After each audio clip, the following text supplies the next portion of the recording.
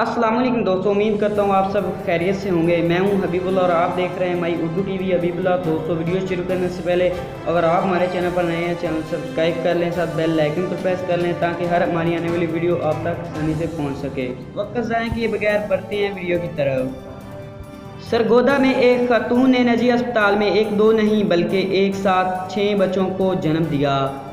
अहले खाना 6 बच्चों की पैदाइश पर निहाल हैं। सरगोदा के इलाके फलरवान की रायशी खातून के यहाँ बैक वक़्त 6 बच्चों की पैदाइश हुई है। निजी अस्पताल में 6 बच्चों की पैदाइश से खातून के अहले खाना नाहाल हो गए हैं। माई उर्दू टीवी के नुमाइंदा हबीबुल्लाह ने बच्चों के अहले खाना के हवाले से बताया है कि खुश नसीब जोड़े की शादी को 7 साल हो चुके थे, ताहम इनके यहाँ कोई औलाद नहीं हुई थी और पूरा ख़ानदान इनके यहाँ बच्चों के पैदाइश के लिए दुआ गो था। हस्पताल ज़राए के मुताबिक पैदा होने वाले बच्चों में 4 बेटे और 2 बेटियां शामिल हैं।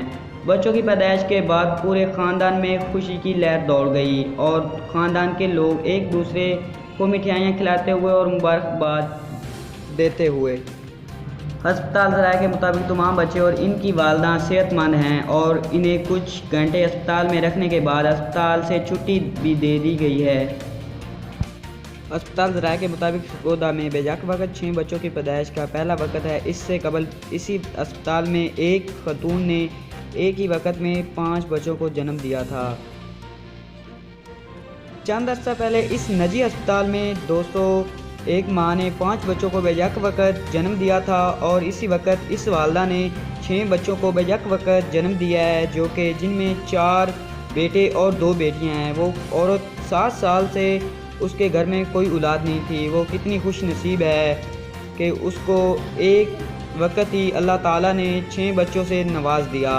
दोस्तों, उम्मीद करता हूँ आज की वीडियो आपको बहुत पसंद आई होगी। पसंद आई तो लाइक शेयर ज़रूर कर दीजिएगा। So like very much.